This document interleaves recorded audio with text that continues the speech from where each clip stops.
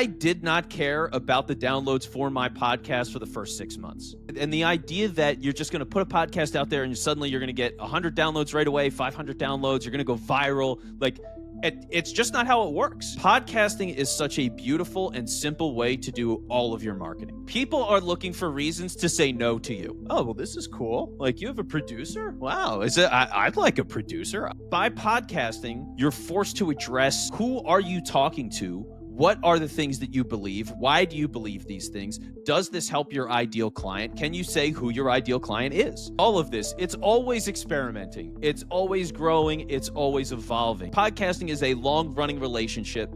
It takes a lot of work to have a good show. Where I disagree. Okay, so as the guest, let me say, it should not be just about me. For podcasting, I've bet my life on it. So that's it. Hello. Yet another episode of C2C, Coach to Coach Central, where we have honest and raw conversation about business of coaching or building a business of coaching, consultant, whatnot, solopreneurship. And today I have another great guest. I want to introduce Vince. Vince, welcome to the show.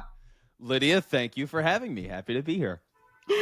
Cool. Well, let's start with a quick bio. Elevator pitch, 90-second, who you are, what you do, how you can be helpful. Yeah, so let's see. I run a podcast production company. I'm the co-founder and creative director, so I did build this whole company from nothing.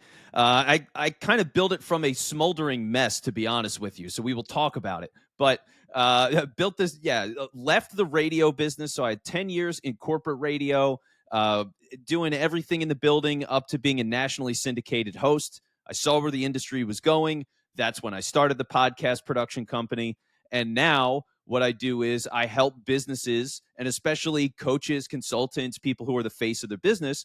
I help them grow their business through a podcast using strategy, editing, everything else that needs to get done. Amazing. And I'm very selfishly interested hearing a lot of your advice. So, very selfish episode, but I think those are the best, right? Because I'm genuinely interested. I want to hear some of the cool things, cool advice, some things you wouldn't find easily on the internet, right? But before we get there, first, let's hear your stories. So you may, a lot of people who are listeners to this show are either making or planning to make the transition from being corporate to solo business, right? And this transition is not a walk in the park. So maybe you can share your story, like why did you decide to do that? Was it an easy decision? Did you burn the boat, kind of jump in? Was it a slow transition? I don't know, anything. Let's hear the story. I love hearing those stories. Yeah, so it really started for me when I was in radio, and this is in 2020 as the pandemic hits. So at that point, I ended up basically losing my job. Not officially, but I wasn't getting any more shifts as a part-time employee. So I'm looking around and going, okay, well, I just got cut loose here, and I have no idea what my prospects are. And at the same time, radio had already been laying off people consistently, and the listener numbers tanked after the pandemic because what happened was people weren't in the car anymore as much. They were working from home. They were changing their listening habits because the routines changed. So even if they listened to the radio before, maybe they got into podcasts or Spotify. YouTube. Exactly. YouTube. So all of these other places where they were getting content, the radio lost its attention. So I'm looking at this business and going, okay, I had some doubts about the future of it anyway, and now they look way worse. And I've already lost my job once in this industry. As much as they brought me back, I lost my job. So I didn't feel good about that. And I saw where podcasting was going, and I'd been around podcasting for quite some time. So what I did was I thought I was making a smooth and slow and smart transition out of radio, where I was doing some part-time shifts still and getting some money, but spending the majority of my time at what was an already existing podcast studio and being a support there. and with the hope of being a part owner there. So because that was the initial discussion is, hey, come in, you've got an expertise on how to run these shows and how to host at a high level. So we want you to coach these people up and manage the shows, and we'll work on figuring out the legalese and everything in partnership. So I do that, and after a couple of months, I quit the radio shifts to put more work into this business, which ultimately was not even SBX. So this is before I started my own company. Right. I'm at this one. So I'm at this business, and what I realized is I didn't know anything about running a business whatsoever. And really, neither had these other guys that I was working with.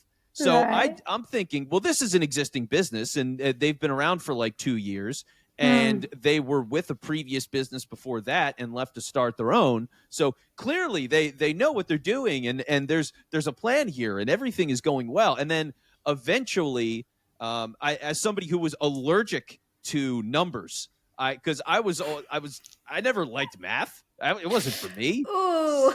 Yeah, Not exactly. so good for a business owner. Not so good.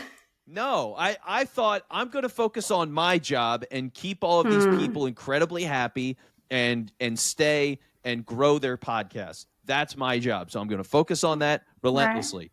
But then, yeah, once it started getting into the numbers, and I became the numbers guy out of necessity, but I was able to start to figure out how bad things were at that place and how bad the model was.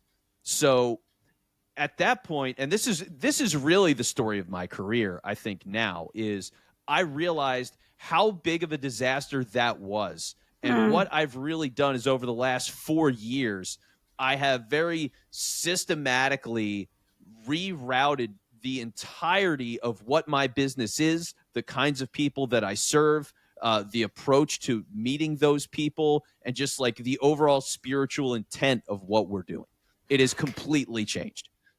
Yeah, I mean, this is such a common Achilles heel for coaches, consultant. They're great in what they do, right? They're great coaches because they've been practicing this through even the corporate job, or they learn something, they're passionate about something, like think, I don't know, nutrition or health coaching. Like they've been reading about it and study about it. They got certification. They're amazing. They know so much. And then they know nothing about running a business or numbers or marketing, right? Selling. So,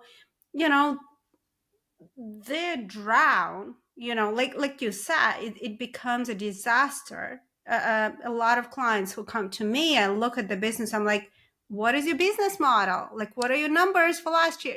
Asking simple business questions they cannot answer. So I think this is very, very common for great professionals, coaches, consultants, but kind of disastrous. I'm curious how, being being numbers allergic, I really like that term. How did you make that transition? Like, what helped you? Did you study? Did you take courses? What helped you to become more business savvy, if I can use that word? Yeah. So it was a couple of different things. I mean, and part of it was, it's not that I was necessarily bad at math, but it just bored the crap out of me. I'm sorry. I just couldn't, I never had any interest whatsoever in doing it. So I hated the repetitiveness and just, it was stale to me. So my thing was, I mean, first off, the numbers have to work. There's stakes to this, right? Like there's no other way around it. These have to get figured out. There has to be a real plan here, and we have to have a grip on what's happening. And then beyond that, it was a lot of different things. It is studying things. It is endlessly going over all of the expenses that we have and tracking things and just putting in the work at getting better at it from a business perspective. So relentlessly doing all of that out of necessity to survive. And from there, it's, finding other people to talk to. And luckily for me, like my now father-in-law is an accountant. And so he knows how this stuff works. He was able to give me feedback on things and taxes. Cool. And like, that was really great. I also there was a point where I approached taxes when it was truly my business when we first started SBX and we were filing taxes for the first time. I had QuickBooks, but I wasn't doing it properly. And so all of my categorization was a disaster. I had to redo everything. Like it took me days and hours and I was miserable. So I hired a bookkeeper. And it was just from the idea of I need somebody who can professionally manage all of this for me so I don't have to. And as much as I can look at the numbers and say, okay, well, here is what's coming in and here is what we're spending on this and that and this and that. I can make the educated decisions. I understand the basic math and the strategy behind it. But I didn't want to do the work to have it presented that way. So knowing that, okay, a bookkeeper is going to give us basically a health check of the business and we can manage our money better, it's worth the expense because ultimately we will save more money and make more money knowing what our margins are. And you know what I mean? So it's like, this is an easy investment to make. Yeah, no, absolutely. I have an advantage. I have finance background. I'm an accountant. So the first 15 years of my career, I've been an accountant. So I have a little bit of advantage, but a lot of my clients, when I meet them, they're like, huh?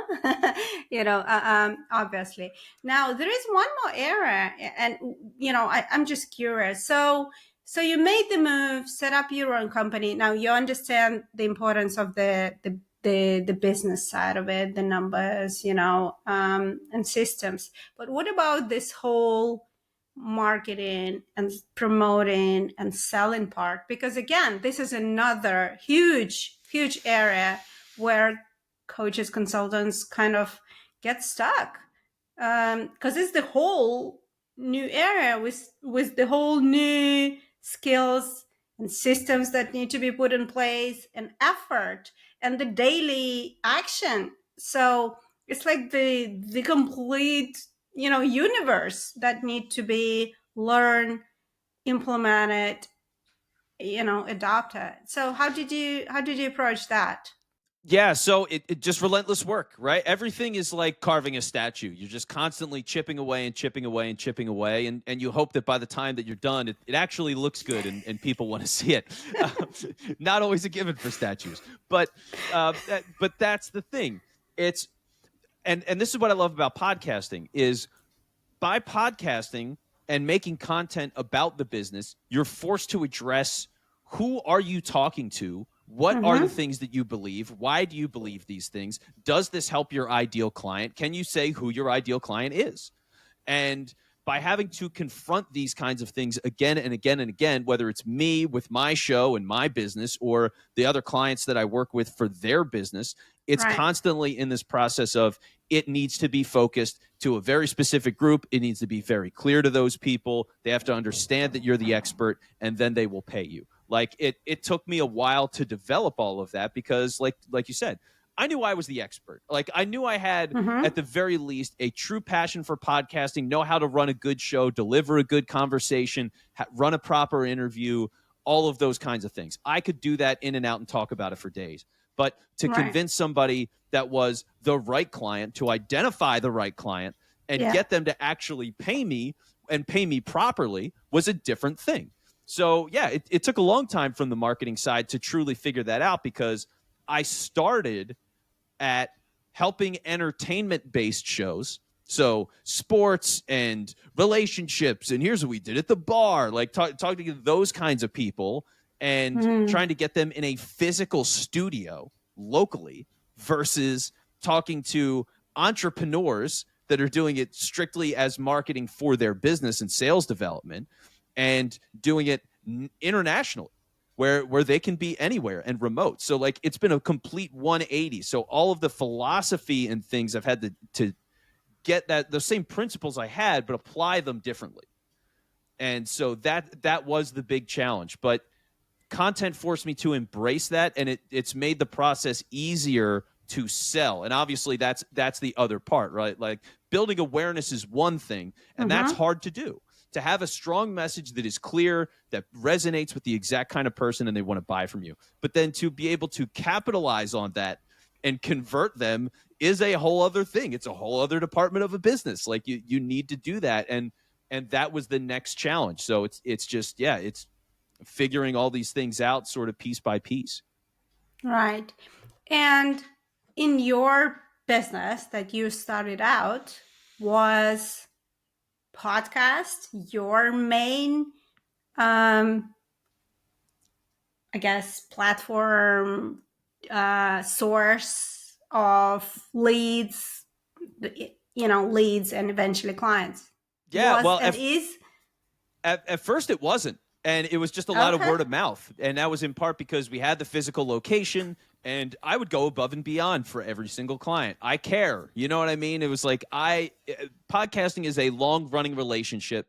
It takes a lot of work to have a good show, and people need coaching and guidance to get there. So I treat my clients very well.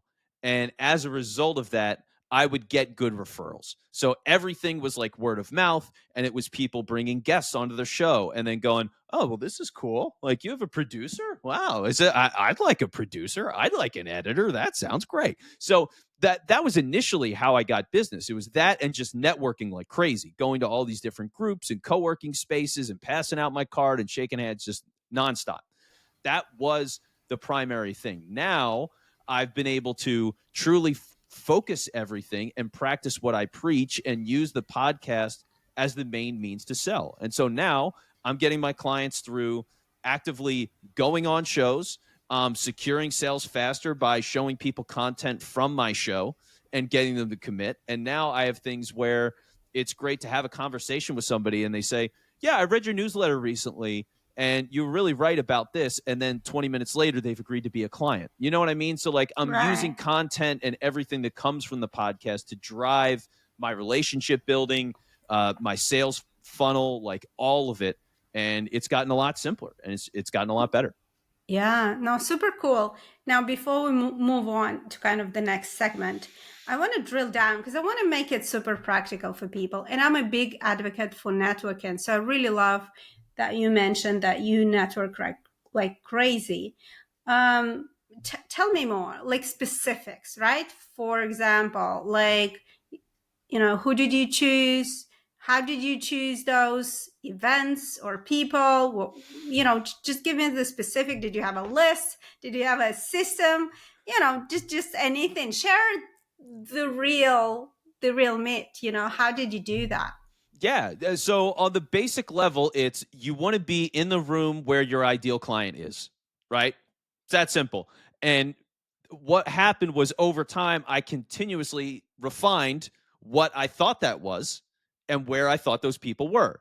And so I would go to some networking events that were just broad, general, and I'm in Philadelphia. So big city, lot of different networking groups. There's national organizations that have local chapters and all of that. So I started going to events and going, okay, did I meet good people here for me? And if I didn't go anymore. And so that was the base level of it. And then there were other things where it felt like it might be a good fit. So I signed up and I could become a member and do that. But then if it turns out when it's time for renewal that I'm not going to those meetings, I ultimately did not meet the right kind of people, or I met some of the right people, but it's a small group and there's only so many and I've kind of maxed out my value there. I've built the relationship enough, then I'm out of there. So it was constantly figuring out, what is the right room to be in for my client? And I was always updating how I viewed my business and getting direct feedback from people because I'm telling them about what I do. Like, are they interested? Do they know somebody that needs to hear from me and making that introduction? So Right. if I wasn't getting that kind of attention, that's how I mentally processed it. So it was constantly, I like this group. I don't like that group. I'm going to try this group. And that's a constant process. I never stop doing that. I'm never going to stop doing that. I always want to be in the right rooms with the right people and just available because it's how you get the word out. People want to know me, like me, trust me. And so if they don't see me and they don't shake my hand, they're not buying from me. So I've got to do that work. And honestly, I think it's one of my strengths as a business owner is for me personally, I'm very confident in my ability to meet somebody, be engaged in what they're doing, try to learn what they're about, build a good relationship with them, make them feel comfortable. Like it's just such an important thing. And to be able to do that and then eventually without selling to them, get a sale. And that's really what I do. Yeah. No, amazing, amazing. I'm totally agree. Well, for now, I'm doing that online. Basically the same. I think that's right. I'm doing the same. I'm thinking. So my audience is coaches. You know, where do they hang out? Like, what are the conferences? What are the meetups? Online. You know, these days it doesn't have to be limited. I mean, offline is always better because you got a quicker and better connection. I agree. But if you live in a smaller place, then you know online works. You know, it works, right? Oh, So completely. Yeah, and yeah, I do a lot of that too. I mean, look, here we are, right? It's me and you right now. Like I use it. absolutely. Podcasting is a great way to network, to be a guest, to go on all these other shows, meet all of these interesting people. There's such a wide world of podcasting and so many niches of what shows are about. So to be able to, yeah, you just know who's out there, and it's great to be able to have conversations where you meet somebody, you develop a relationship with them, you inform other people while you do it. Like what a great opportunity as a business owner to get out there, or somebody who's curious and starting a business, to go and learn the landscape by, you know, just guesting on a bunch of shows at no cost. Like what a beautiful thing to do. No, absolutely. All right. Well, now I want to switch to kind of next segment, the amazing tool podcast that coaches should use, and I'm going to use that word because I think that podcasting is one of the best tools for coaches in particular. And you know, there are a number of reasons. First of all, the podcast listeners are people who are like really better clients for coaching. Then podcast creates a better connection, more intimate connection between the listener and you know, and the podcast host. Do you agree with me? And maybe, you know, throw in some of your insights, how you've seen podcasting helped coaches, consultant, you know, grow their business. Yeah, I mean, for podcasting, I bet my life on it. So that's it. If you want proof and faith from me, yeah, I bet my life on it. This is what I do. So here's why I love it. It's a couple of different things. One is the networking aspect, right? You, like we just talked about, you get to meet so many interesting people. You get the word out there, and you can develop an audience as well from that guesting side, to go to these places where it is an established community that listens to a show, and they've never heard of you, and now you can introduce yourself to those people and build a relationship, and if they like you, they come back, they'll check your show out. Great. Like that's awesome. You get to have very good conversations that way, and you learn a lot and meet a lot of people. Then there's the side of doing your own show, where podcasting is such a beautiful and simple way to do all of your marketing, especially when you are a coach, you are a consultant, you only have so much time, and you hate posting content, right? Yeah. Because that's the thing, right? It hurts. It's like, oh my God, I have to come up with another LinkedIn post. Like, what am I going to talk about? And I've when talked about everything already. yeah, right. That's a whole other. Honestly, the depth of topics is a whole other tangent I can get to here. But like, that's what's so funny about it is I would dread. Oh, I need to come up with something new for Instagram and something new for LinkedIn, and I've got to, you know, it's always this new thing. But when you're using the podcast, the whole philosophy is your business has a clear message, and the principles that you're delivering are valuable to your ideal client. It doesn't matter the platform. So Right. believe in the message and use the podcast as an easy way to get that out, because it is you speaking about it. Pretty Yeah. simple, right? So, I mean, prepare, but like you're just making the case to people of why this stuff is important. And then all you're doing is you're repurposing it. Okay, let me get the transcript of this. I'm going to turn it into a newsletter, or I'm going to turn it, a chunk of it, into a LinkedIn post, or 5 LinkedIn blog posts. blog posts, shorts. I mean, the famous Gary V strategy, where you take one piece of content and you create, you know, 25 to 125 pieces of content out of one episode. I'm sure you can do that. And today, with the help of the tools and AI, you can do it very quickly. And half of this is going to be even automated. Yeah, which is great, right? So you think about visibility, your visibility goes through the roof. Because when I started my podcast, here's how much I believe in that visibility aspect is I did not care about the downloads for my podcast for the first 6 months. Didn't care, wasn't interested, not important. And that might be an insane thing to say as a podcast producer, but it was all about the No, I content. understand. Yeah. Right? It's, hey, I need awareness. I need views. I need to grow my followers on LinkedIn and build relationships that way. And if I can get that frontline awareness up, then everything else will start to build and come together. But I just need people to know that my very specific business exists. And I need to hit them with that again and again and again and again and again and again and again so they don't forget me. And when they have a friend that needs a podcast, they go, oh, I actually know somebody. And they think of me for that. So you own the category. You own the category of one. And also one more added benefit that for the first 6 months or even more, why anyone who's starting a podcast should not worry about downloads, subscribers, or anything, because you're developing a habit and you're honing your skill. I mean, you're great because you're a professional, okay? For you, maybe that's not even a problem, right? The way you speak, the confidence, the, being in front of the camera, in front of the microphone. For you, it's fine, that's your craft.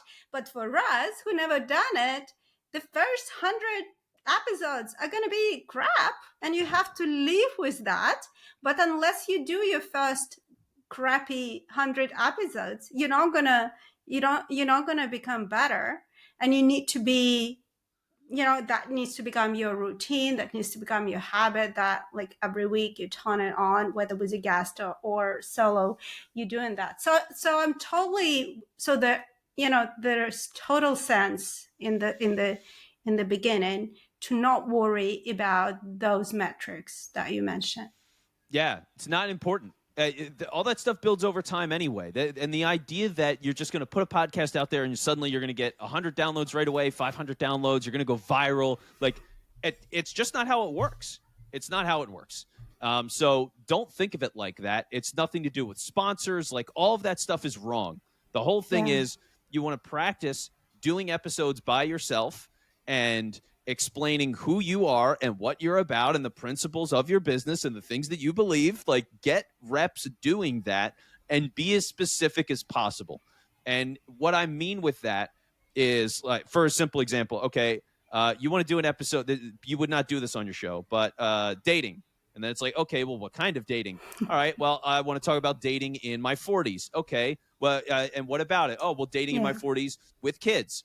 Okay, like, you know what I mean? Now you're getting specific. Yeah, well, in my case, I could say I'm going to talk about online business. Okay, what sort of online business? Well, I want to help coaches, consultants. Okay, at what stage of the coaching consultant business? Well, the ones that are just starting out. So any niche that you take as an example, there's this narrowing down, and the more narrow you become, I think that's another, like, still to this date, coaches struggle with that. They want to go broad because they think they're going to miss out. If they stay narrow, they're going to miss out on clients, which is wrong. You and I know. But it's complete. And that's the same thing with the podcast downloads, right? It's like, oh, well, I need to get all of these downloads to be so popular to get sponsors. Forget sponsors. You're not for everybody. No. So don't think of it that way. Can you sell high ticket is the goal. Like, what are your services? And if you think you can get, for example, if I get a single client for production on the low end for me, they might be something like $6,000 a year. That's one sale. That's going to make up all my production costs and everything else in minutes. So like, that's the goal, is if I'm getting a couple of sales that are, that's my low end of high ticket. Great. I'm killing it. So that's what it's about for me. And that's what it should be about as a coach, consultant, all of that. Yeah. Forget sponsors. Sell. Absolutely.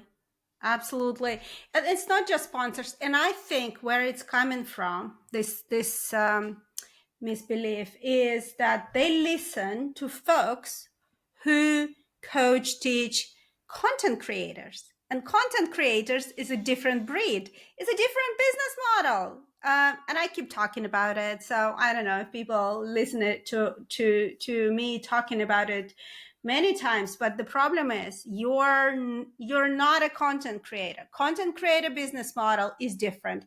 It relies on a number of subscribers, number of downloads. It relies on future sponsorships, and that's what they crave, right? Paid views in YouTube. Now, you as a business owner, a coach, a consultant, this is not what you're after. Like, you're exactly right. You're after leads, you're after clients, and you don't need as many. You don't need, your metrics should be different. So I totally agree. Totally agree. And think about this too, right? Because I thought about this recently and it cracked me up, is you spend all this time trying to build an audience to get a sponsor. And why does that sponsor pay you? Because they want to sell to your audience. So why are you going to build up an audience so somebody else can sell to it? Sell to your own audience. Like, you've built this for you. So don't build it for whatever random brand wants to show up. Like, it's crazy. No. Yeah, I just think it's not right or wrong. I think it's just a different business model altogether. So, and you can choose. If you want to go content creator way, fine, but that's a different business model, different metrics, different strategy, right? Then you focus on, amount of content you put out there, and then, and maybe you go broad, and maybe something else. I don't know, because I'm not teaching content creators. I teach business owners just like you, and I coach business owners, and I help them to go narrow, because they should focus on different metrics. Okay, there are a couple of other things that I wanted to ask you. You said you know how to make the topic from good to great, and very selfishly. I want to hear more about this. Tell me more. Yeah, so it's something that we've actually touched on a little bit already too. It's specificity. Specificity is everything, and the more specific you can be about what your topics are, the better your show is going to be. And here's the basic idea. Let's say we're talking about sales, right? Okay. Well, a lot of people on a podcast, if they're going to talk about sales, they'll talk about, oh, well, sales, they're really tough, right? Okay, let's get into some of the basics of sales. And then they might not get to anything that's truly relevant to you and actually helps your business until 40 minutes into the episode. And they talk about it for 5 minutes offhand, and it goes. And you, on the other hand, by preparing and saying, well, actually, I am talking about sales for coaches and consultants through your newsletter. Now we're specific, right? And now it's like, okay, I know exactly what this is about. And when your whole episode is then about that subject matter, I mean, one, you're covering that in a kind of detail that you may literally never hear on other episodes. And if you do, you have to listen 50 minutes, and they're not giving you the attention to it because it's not the main focus. So you've got like a head start. You're almost cheating against these other shows because you are more prepared and you're getting to the core of the conversation faster. So that's why you should be specific. And then the other thing is, it helps you understand how much there really is to talk about and how many opinions you really have about the space. Because selling through a newsletter is one thing. Selling through your Instagram is another. How are you using content in your sales funnel? What kinds of ways are you keeping touch points with your client in general to secure the call? And follow-ups. Follow-ups is a whole episode. So it's like, oh, wow, yeah, I really can dig into all of these other things and have thoughts about it and experiences and can help people there. So that's the game and that's the beauty as a business owner, is when you're thinking about this and developing it for content for your audience, it's going to make your messaging so much better. You're going to sound so official and so prepared and so smart, and people are going to want to hire you because you're very aggressively addressing their problems and you're doing it every day. Right. So you're saying go very granular, pick a very specific topic that is relevant for your target audience, and, and go all in. Like, no general fluffy thing, be specific, give it out. So 2 quick questions. just a follow-up questions. And one, I know I've just before we, I always prepare for the episode like a good host should. Good work. Good work.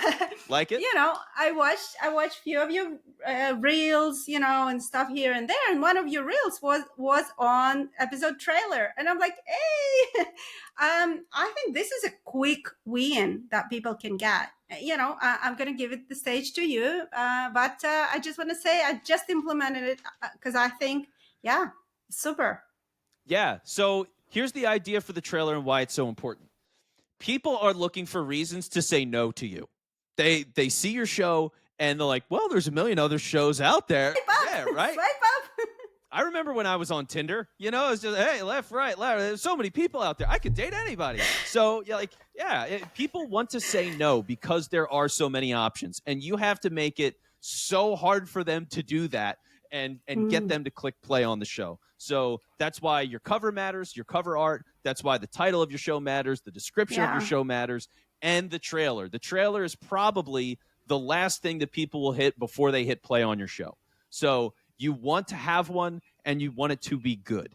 And It's funny you mentioned this, Lidia, because I actually mapped out what a simple script is for a trailer just this morning, because I am talking to a client later today. This is exclusive. Yeah, I'm literally talking to a client who needs the work. So let's hear that. All right, so here's the outline of what you need to make a great trailer for your podcast. So number one is address a problem. What is the problem that you are dealing with on this show? And in this case, let's say, okay, are you a coach or consultant that's in a corporate job and thinking about starting a business? Well, there's a lot of obstacles that you have to go through. So on this show, and then now you're doing the introduction. So what's the problem is one. Now the second part is who are you and how are you qualified to solve it? So now it's okay. And for me, it's like, hey, you're a business owner trying to grow your show through a podcast. And the blueprint that they've sold you is wrong. Now, my name is Vince Quinn. And as an executive producer, I help businesses day to day build podcasts for their business. So now I'm saying this is who I am and how I solve it. It's a little bit of proof for people. Cool. And then the next part is give them more about what's going to happen on the show. What are the general kinds of things? Little preview. Yeah. And so what are the kinds of things that you're going to be doing? For me, I'm going to help you with your overall strategy, your hosting skills, and streamlining production. So that's what I'm talking about. These are the kinds of things that you'll get information on. And then how does it benefit them? So I'm teaching about these things so you can put more time into actually running your business and landing clients, because you shouldn't be editing all the time. You should be selling more. So that's the overall idea of it. And then lastly, you want to tell people to subscribe to the show. And so that's the full rundown. So just to give a quick recap on that, addressing the problem, who are you and why are you qualified to solve this problem? What's going to happen on the show? Give me more about what we're going to hear about regularly. How does that benefit me? And then telling people to subscribe. That's the overview of what will get a simple, clean trailer. And you should do that anywhere from 30 seconds to like a minute. And anything longer is too long. Yeah, no, absolutely. All right. So let me clarify that. So this is the kind of the trailer for your podcast that you create and you put in front of every episode? So this trailer is for the feed itself. So if you go to like Apple or Spotify, then these trailers are built where it's like a little piece of audio that people can click on. And it's one of the first things that people will see in the feed when they go to check out your show. So then it's there all the time. And that's why you want it to be evergreen. So you don't want to say, and next week, because... No, got you. Because I was talking about a little bit different thing. Because what I introduced the episode trailer for my episodes. Oh, okay. So up front telling people what the episode is going to be about. Well, actually, no. See, I've covered so much ground on this show, Lidia. I've covered so many things of my topics, and see how specific. This is amazing. This is amazing. I'm going to definitely do that. But what I introduced recently is that while editing the show, I find the most impactful, exciting, fun clips. I clip them out and I create a 20, 30-minute roundup, or whatever you call it, like a little preview of short clips of what's coming up, and then there is the intro, and then there is the whole episode. What do you think? Yeah, so I think that can totally work, and the cool thing about it is when you set those sound bites up the right way, people go, "Oh my God, I need to listen to this show." There you go. So yeah, what are they talking about? Or I know exactly what they're talking about, and this is exactly my problem. I need to hear more. So I love that, and it really entices people to find, at the very least, a part of your conversation, if not the whole episode. So exactly, because that's again to your point that people swiping through, people are looking for reasons not to listen. And then when you give them something in the beginning, I try to make it epic with the visuals, with the music, and I don't know, I'm experimenting. I'm just introducing it. But I think, you need to get people interested. You have the great conversation, but it might happen on the minute 10, minute 15, minute 30, right? So, you might have a slower start, but you cannot cut it off. So having that teaser in the beginning, I don't know. That's what I'm experimenting with. Yeah, well, it's good. And that's the whole game, right? With all of this, it's always experimenting. It's always growing. It's always evolving. That's for your business. That's for you as a business person. That's for the content that you make. Like all of it it's always a growth process unless you truly get to that point where it's like, all right, this is exactly what it is. But odds are, you're always going to figure out what is that next thing. And the world's always changing. I mean, the market's always changing. The way content is handled on different algorithms and platforms, it's always changing. So you got to be willing to take risks and adapt and see how things go. And please have fun with it. I mean, unless you're having fun, you should stop doing this. Honestly, when I talk to my clients, I say find the platform and the format that you actually enjoy. You might need to learn. It might not come to you naturally. You might need to learn the tools of trade and stuff like that. But don't fight it, because don't go against the current, because you'll be doing a lot of this, like a podcast requires a lot of time investment, learning, and this experimenting.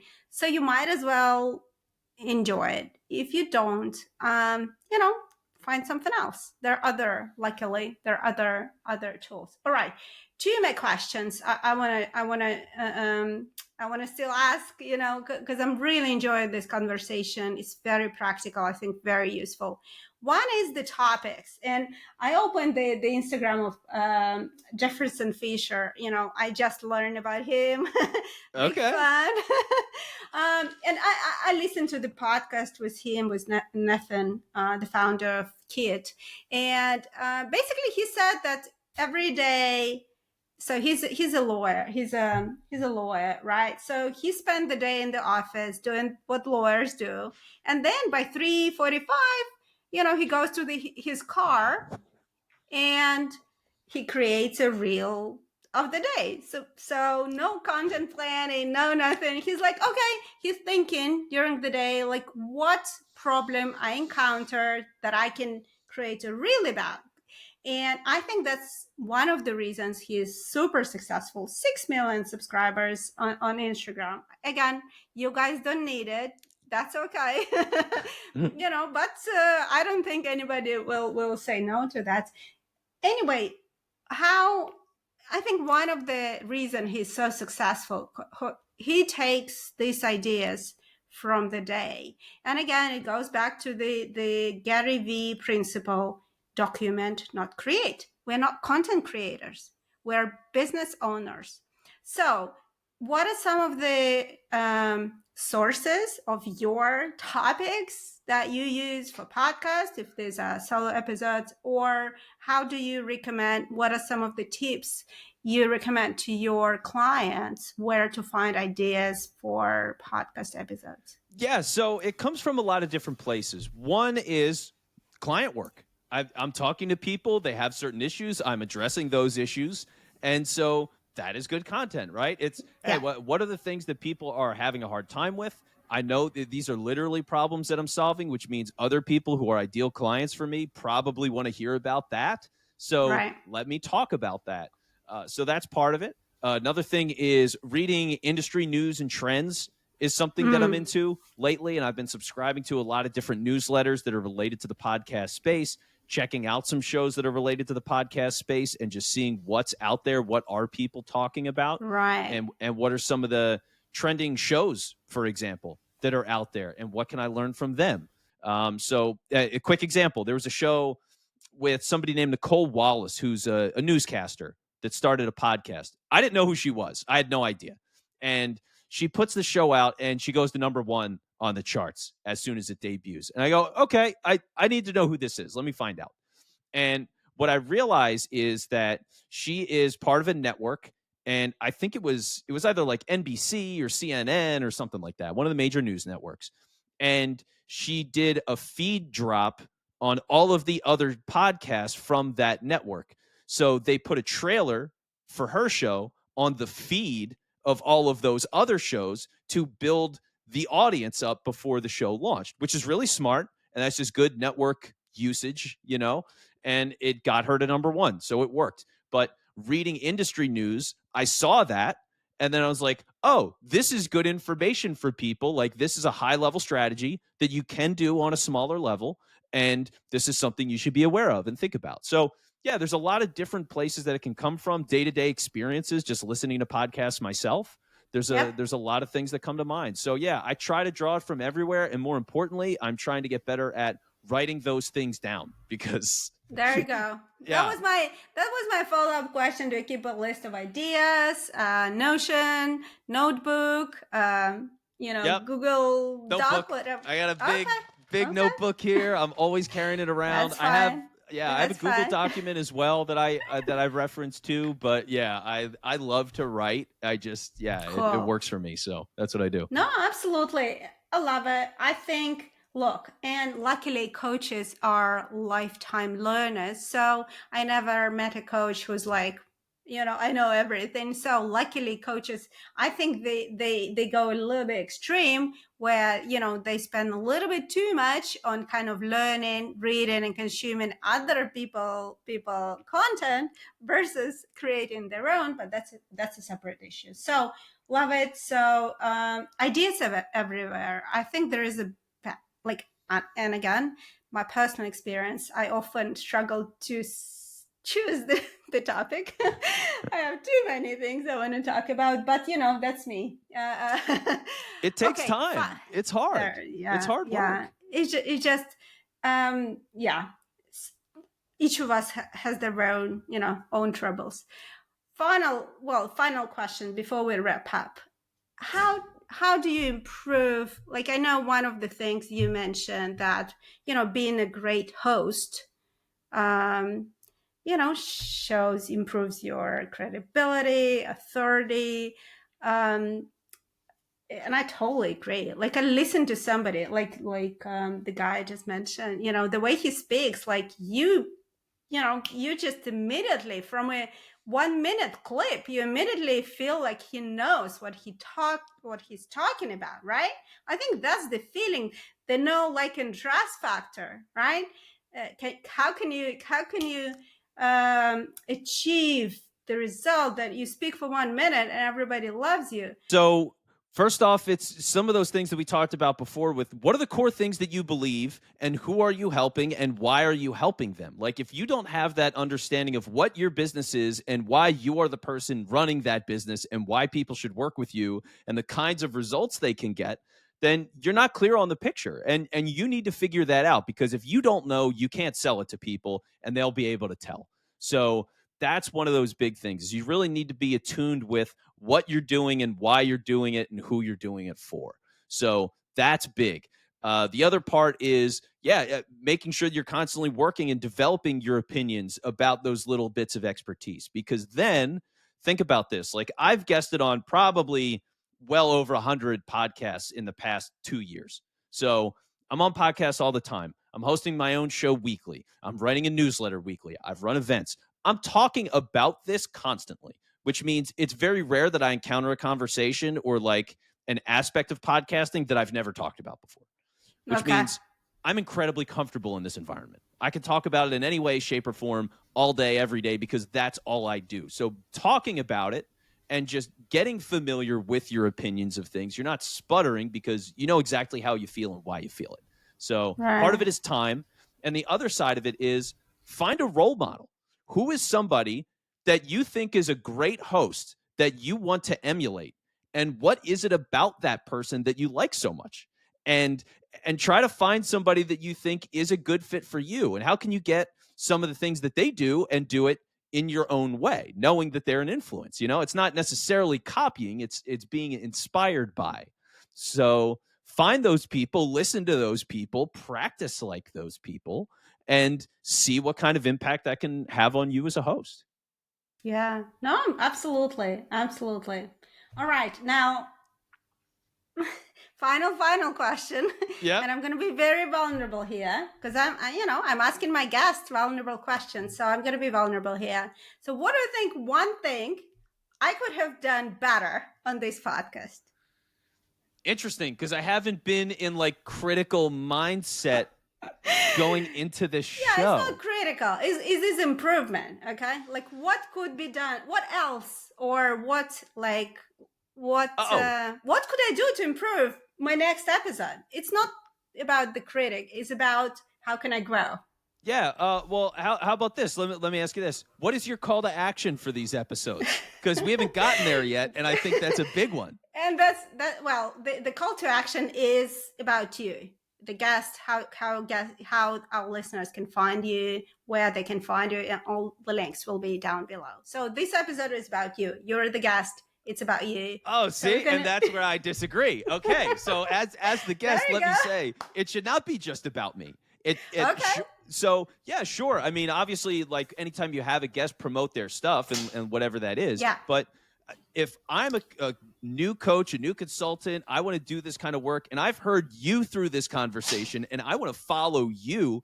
There's got to be a way to get these people and translate them into your funnel. It's your show. So that would be the number one thing is figure out what that call to action is for you of where you want to drive people and send them there. And ideally, it's a more the easier thing is a more top of funnel thing. So for me, for example, I'm very structured with it. What I do is in the middle of the show is my first call to action. I send people to my newsletter.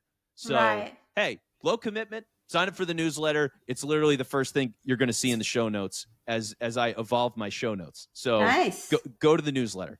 And then if they get later in the show, then I say, all right, well, you've listened for quite a while, book a call. And then it's, oh, you've made it to the end of this show. If you could give me 5 stars just to show me you made it. You know what I mean? Even if it's an interview with the guest. So I'm working that in for the guests now because one of the things is pre-produced, and that's the balance too. I have a pre-recorded newsletter read. Right. And it is okay to interrupt a newsletter or an interview. The episode. Yeah, to promote what you do. I mean, that's part of the game, right? You don't want to flood people with it, and I keep it pretty quick. So I don't want to take up their time, and I don't want them to skip it either. So, hey, I've got a newsletter, gets you all this information every single week. Link is in the show notes. Go sign up for the newsletter. Like simple, clean, and back. So, yeah, so have that call to action of at least one. Because what I'm doing, it's like I could talk about it for an hour. But, the whole idea is simple, top of funnel. People have listened to you. You've earned that. And it's for your business. So capture them and take them somewhere else in your business. Love this. Thank you, Vince. That's been amazing. Now it's your show. Tell people where to find you. Obviously, the links will be down below. Tell us how to find you. Yeah, so the best thing to do is listen to the podcast. It's not just talking. So Apple, Spotify, YouTube, wherever you get your podcasts, it's not just talking. I'm relentlessly talking about businesses and their podcasts and how you can develop relationships, sell more, blow up your marketing. Like, it's all there. Nice. Amazing. Thank you so much. And, all the best. Lidia, thank you for having me. This was great.